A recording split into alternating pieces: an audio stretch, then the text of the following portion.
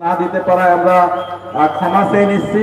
আমাদের শহীদ পরিবারের পক্ষ থেকে সর্বশেষ স্মৃতিচারণমূলক কথা বলবেন শহীদ খোবাই বা আমাদের গর্বিত ভাই চাঁদপুরের উজানের পীর সাহেব পীরজাদা জনাব মাওলানা জুবায়ের আহমেদ। জনাব মাওলানা জুবায়ের আহমেদ।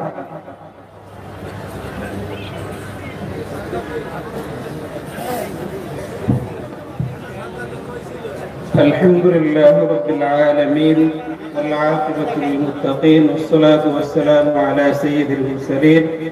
أعوذ بالله من الشيطان الرجيم. ولا تقولوا لمن يقتل في سبيل الله أموات بل أحياء ولكن لا تشعرون.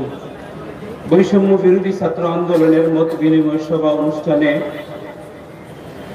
শহীদের ভাই হয়ে কথা বলতেছি আপনাদের সম্মুখে।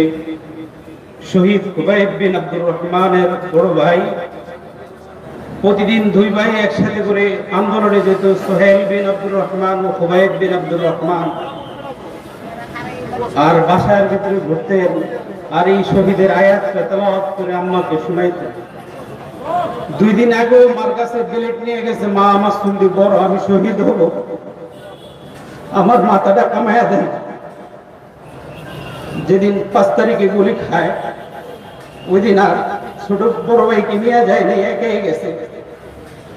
সাথে আব্বা হযরতের ড্রাইভার ছিলেন, ড্রাইভারের হাতে গুলি লাগছে আর আমার ছোট ভাইয়ের কিডনির ভিতর গুলি লাগছে, সাথে সাথে পড়ে গেছে। আমরা ঢাকা মেডিকেলে যে তার লাশ আনি, তার হাসিটা ছিল খুব সুন্দর হাসি। মৃত্যুর পরে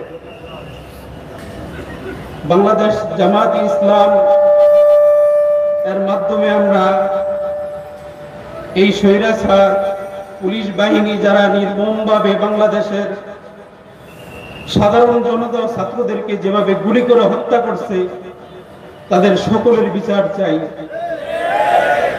যারা আমাদের পাশে সহযোগিতা নিয়ে দাঁড়িয়েছেন, যে জামাত ইসলাম বাংলাদেশ, তারাই তো 16-17টা বছর নির্মমভাবে নির্যাতনের শিকার হয়ে তারা সদরের শহীদ পরিবারের সাথে সমবেত অনুষ্ঠান করতেছে এবং বন্যার্থদের পাশে দাঁড়াচ্ছে। আমি বাংলাদেশ জামাত ইসলামের একজন কর্মী হিসেবে আমি ইনশাআল্লাহ উদাত্ত আহ্বান করব, আপনারা দেখেন এই পর্যন্ত কি পরিমাণ অত্যাচার তারা সহ্য করছে। তারপরও সর্বপ্রথম তারা সবরের সহিত তারা আগাইতেছে।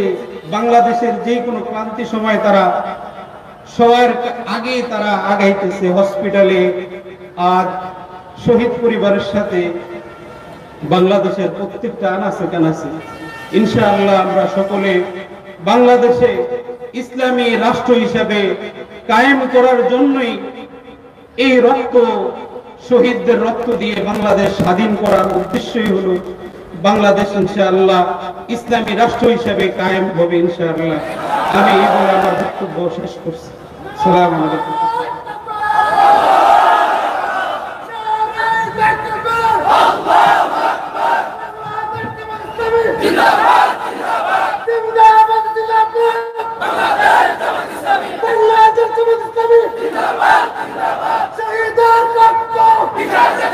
সংগ্রামী ঢাকাবাসী, আমরা এই যাত্রাবাড়ি শোনে একা একা সাইনবোর্ড গত 17 জুলাই থেকে শুরু করে 22 জুলাই হেলিকপ্টারের মাধ্যমে খুঁজে আসি না, আমাদেরকে রাস্তা থেকে শহরে সম্ভব হয়েছে।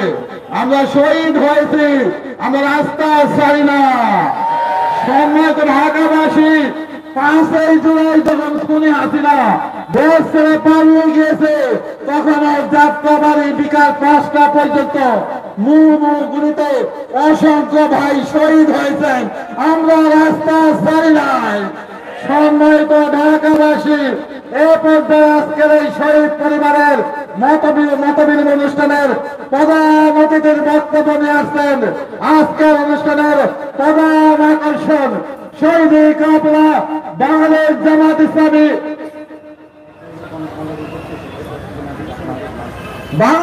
জামাত ইসলামী কেন্দ্রীয় নির্বাহী পরিষদের অন্যতম সদস্য, ইসলামী ছাত্র শিবিরের সাবেক কেন্দ্রীয় সভাপতি, ঢাকা মহানগরী দক্ষিণের সংগ্রামী জনাব নুরুল ইসলাম বুলবুল। এই পর্যায়ে বক্তব্য আছেন জনতার জনাব নুরুল ইসলাম বুলবুল, জনতার জনাব নুরুল ইসলাম বুলবুল।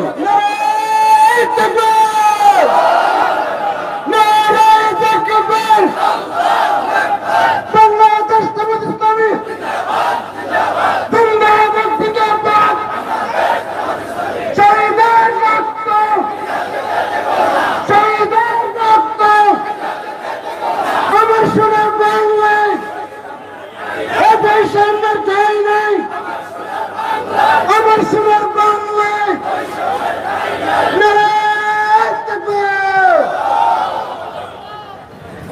এই পর্যায়ে সংক্ষিপ্ত সালাম দিবেন শহীদ। আমি আগে ক্ষমা চেয়ে আমাদের এখানে 25 জন শহীদ পরিবার আমন্ত্রিত হয়েছেন। আমরা 10 জনকে সুযোগ দিয়েছি, বাকিদেরকে সময় সর্বদা জুমার দিন